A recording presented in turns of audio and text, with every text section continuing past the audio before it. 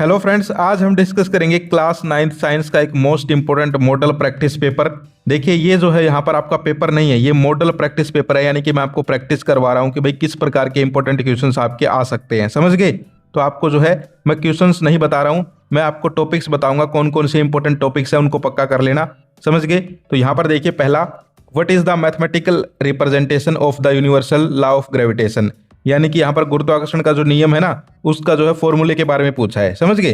तो क्या होता है, F is equal to G m1 m2 upon r square. अब देखिए m1 m2 नहीं, यहाँ पर लिख दिया उसको बड़ा m और इसको छोटा m। समझ गए? तो ऑप्शन ए ही हो जाएगा, F is equal to G m upon r square. Option A कर लेंगे राइट आंसर। समझ गए? तो अब देखो बच्चों, यहाँ से जो है क्वेश्चन आ सकता है भाई ग्रेविटेशनल कांस्टेंट के ऊपर भी, ठीक है, फॉर्मूला ऑफ ग्रेविटेशनल, ठीक है, या फिर लॉ ऑफ ग्रेविटेशन, इसके ऊपर क्वेश्चंस आ सकते हैं आपके। तो पक्का कर लो, लॉ ऑफ ग्रेविटेशन इनके बारे में पढ़ लो। इसके बाद अगला देखिए question number 2, if the momentum of the object is p और मास दे रखा है m, वेलोसिटी दे रखी है v, तो आपको इसका मैथमेटिकल फॉर्मूला बताना है। तो क्या होता है, p is equal to M V होता है। ठीक है, p is equal to M V होता है, और ये ऑप्शन तो सारे गड़बड़ दे रखे हैं। ठीक है, तो ये ऑप्शन तो गड़बड़ है भाई। ठीक है, तो इसमें तुम्हें क्या करना है, p is equal to M V करना है। इसके बाद हम आगे चलते हैं, what is the formula of speed, formula लिखना है स्पीड का, डिस्टेंस अपॉन टाइम। ठीक है, डिस्टेंस अपॉन टाइम, दूरी अपॉन समय। आगे देखिए, value of the gravitational constant, देखा आगे ना, मैंने अभी बताया था भाई gravitation, gravitational constant, law of gravitation, इसके ऊपर क्वेश्चन आ सकते हैं आपके। तो क्या हो जाती है, वैल्यू जी की वैल्यू बतानी है 6.67 इंटू 10⁻⁻11, ठीक है, newton metre square upon KG square, ये होती है। मैं लिख देता हूँ यहाँ पर। इसके अलावा आगे देखिए, अभिकथन कारण, ठीक है, अभिकथन कारण के प्रश्न है। तो देखो हिंदी में बताऊंगा, इंग्लिश में टेंशन लेने की जरूरत नहीं। हिंदी में देखो, किसी वस्तु का जड़त्व उसके द्रव्यमान के समानुपाती होता है। ठीक है, होता है, ठीक बात है। अगला है, किसी वस्तु का द्रव्यमान उसके जड़त्व का माप होता है, तो ये भी ठीक है। ठीक है, यानी कि यहाँ पर इंग्लिश में देखिए, inertia of an object is directly proportional to its mass, ठीक है, और mass of an object is the measure of its inertia, ठीक है। ठीक है, तो दोनों ठीक है भाई यहाँ पर। ठीक है, क्या है, दोनों सही है, असर्शन भी ठीक है, रीजन भी ठीक है, ऑप्शन ए कर लेंगे हम। इसके अलावा हम आगे चलते हैं, जब कोई गतिशील बस अचानक रुकती है, तुम देखते हो कि कभी बस में जाते हो, स्कूल जाते हो कि बस में अचानक से बस रुकती है, ठीक है, तो आप आगे की ओर झुक जाते हो। समझ गए? और अचानक से बस चलती है तो आप पीछे की ओर चले जाते हो। तो ये क्यों होता है, कभी पता किया क्यों होता है? जादू नहीं है ये, ठीक है, ये है इनर्शिया की वजह से। किसकी वजह से होता है ये? इनर्शिया की वजह से होता है। इसके अलावा आगे देखिए, what is the value of acceleration in case of free fall, यानी कि मुक्त पवन में त्वरण का क्या है। ठीक है, तो ये जो है ये भी एक इंपॉर्टेंट क्वेश्चन है भाई, इसको आप पक्का कर लीजिए। ठीक है, एक्सेलरेशन के बारे में इसमें जो है आपको बताना है। इसके अलावा आर्किमिडीज का सिद्धांत, मोस्ट इंपॉर्टेंट क्वेश्चन है आर्किमिडीज का सिद्धांत। ये क्वेश्चन जो है आपके आ सकता है। ठीक है, प्रिंसिपल ऑफ आर्किमिडीज, ठीक है, वो डूब जाती हैं चीजें पानी में तो उनका वेट जो है बराबर सा रहता है, वो वाला। ठीक है, तो ये पक्का कर लो, आर्किमिडीज वाला। इसके अलावा कोई बस है, वो जो है विराम अवस्था से चलना प्रारंभ करती है तथा 2 मिनट तक 0.1 मीटर पर सेकंड स्क्वायर के एक समान त्वरण से चलती है, परिकलन कीजिए। ठीक है, यानी कि आपको जो है स्पीड बतानी है, डिस्टेंस बताना है, तो निकाल लोगे। अभी मैंने बताया speed equal to distance upon time, वो फॉर्मूला लगा के और ये निकालना है। समझ गए? इसके बाद distinguish between loudness and intensity of sound, देखिए लाउडनेस और इंटेंसिटी ऑफ साउंड, इसके बारे में आपको बताना है कि दोनों में भाई क्या फ़र्क है। ठीक है, तो ये क्वेश्चन भी कई बार आ जाता है भाई, मोस्ट इंपॉर्टेंट क्वेश्चन है, इसको भी आप करके चले जाओ, कई बार आ जाता है ये क्वेश्चन। ठीक है, इसके अलावा डिफरेंस बताना है आपको ग्रेविटेशनल कांस्टेंट एंड ग्रेविटी। ठीक है, यानी कि कैपिटल जी और स्मॉलर जी में। ठीक है, इसमें आपको डिफरेंस बताना है।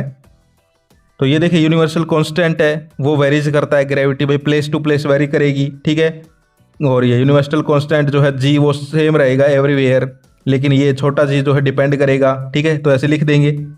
इसके अलावा आगे जो है वो है, what is the acceleration of free fall, ये फिर से दे दिया क्या? हाँ, ठीक है, तो ये मोस्ट इंपॉर्टेंट क्वेश्चन बार बार आ रहा है। फिर देखो केमिस्ट्री के क्वेश्चन कैसे करने हैं। The rate of diffusion is maximum in, rate of diffusion बताना है मैक्सिमम किस में होगा। तो देखिए सबसे ज़्यादा हो जाएगा गैस में, यानी कि गैस के जो पार्टिकल्स होते हैं वो मूव करते हैं फास्ट। ठीक है, अब कहीं पर गैस हो, ठीक है, पानी हो, तो गैस सबसे जल्दी जाएगी। ठीक है, कई बार आपको बदबू नहीं आ जाती दूर से ही कोई चीज़ की। ठीक है, अब इतनी दूर से पानी चल के आए और बदबू पहले कौन पहुंचेगा? बदबू पहुंच जाती है। ठीक है, क्योंकि वो हवा में उड़ती है गैस पार्टिकल्स। ठीक है, तो इसमें क्या हो जाएगा? गैस। अगला जो है एवोगैड्रो का नंबर पूछ रखा हुआ है, एवोगैड्रो कांस्टेंट, ठीक है। तो कौन सा होता है एवोगैड्रो कांस्टेंट, देखिए 6.022 इंटू 10⁻23, ठीक है, समझ गए। Name the process in which solid is directly converted into gas, तो ये होता है सब्लिमेशन। क्या होता है, सब्लिमेशन हो जाएगा इसका आंसर 13 का, सब्लिमेशन लिख देना।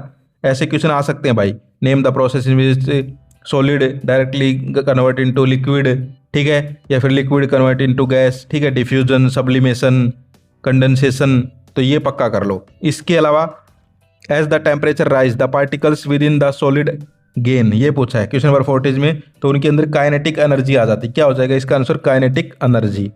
इसके अलावा अभिकथन कारण देख लो, अभिकथन कारण है atom is the smallest part of an element which can not take part in chemical reaction, तो ये तो भाई गलत है, ठीक है, क्योंकि भाई पार्ट तो लेता ही है। दूसरा है reason molecules of an element are made up of atoms of the same time, ये ठीक है, ठीक है, तो असर्शन फॉल्स है, रीजन ट्रू है, यानी ऑप्शन डी हो जाएगा।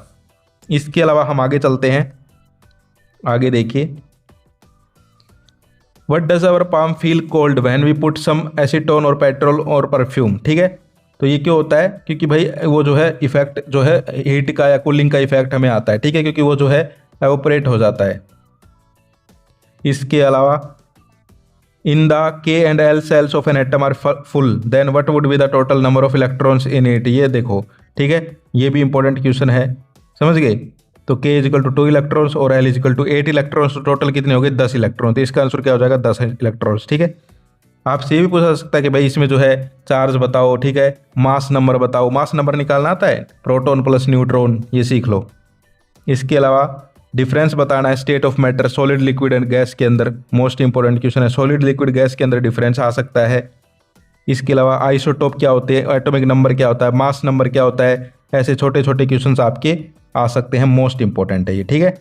तो आइसोटोप्स क्या होते हैं, same atomic number different mass number. Atomic number क्या होता है, नंबर ऑफ प्रोटॉन्स, और मास नंबर क्या होता है, number of protons plus number of neutrons, समझ गए। इसके अलावा हम आगे चलते हैं, फॉर्मूला लिखना है, देखो फॉर्मूला लिखने के क्वेश्चन पक्का आएंगे, ठीक है। तो कैल्शियम ऑक्साइड CaO हो जाएगा, एल्यूमिनियम क्लोराइड तो इसमें हो जाएगा AlCl3, ठीक है। सोडियम क्लोराइड इसमें हो जाएगा NaCl, मोस्ट इंपॉर्टेंट है, नमक, नमक खाते हो ना तुम, वही है ये NaCl, sodium chloride. Magnesium oxide MgO, calcium sulphate CaSO4, पक्का कर लो इनको। इसके अलावा फिर नीचे फॉर्मूले दे दिए, इनका नाम लिखना है, तो देखो AlSO4 3, ठीक है, तो ये हो जाएगा एल्यूमिनियम सल्फेट। अगला है K2SO4, तो ये हो जाता है, K क्या होता है पोटेशियम, तो पोटेशियम सल्फेट, ठीक है। अगला है MgOH2, तो मैग्नीशियम हाइड्रोक्साइड। अगला है Na2CO3, तो सोडियम कार्बोनेट। CaOH2 तो कैल्शियम हाइड्रोक्साइड, समझ गए, तो ये भी कर लेना। अब देखो बायोलॉजी, आपकी बायोलॉजी आती है, और ये क्वेश्चन तो हमेशा आता है, powerhouse of the cell, भाई पावर हाउस पक्का आता है, ठीक है। पावर हाउस वो भी तो है WWE में, क्या नाम है उनका, कमेंट करके बताओ, ठीक है। तो powerhouse of the cell जो है पक्का आता है माइटोकॉन्ड्रिया, ठीक है, ऑप्शन डी कर लेंगे, मोस्ट इंपॉर्टेंट है ये। इसके अलावा जो है what type of a tissue is blood, तो ब्लड कैसा है, कनेक्टिव टिश्यू, ऑप्शन बी हो जाएगा। आगे देखो which cell is used as a dead cell, dead cell, ठीक है, तो कौन सी होती है, स्क्लेरोडर्मा, ठीक है, यहाँ पर लिख देता हूँ मैं, थोड़ा सा बोलने में वैसे है वो, ठीक है।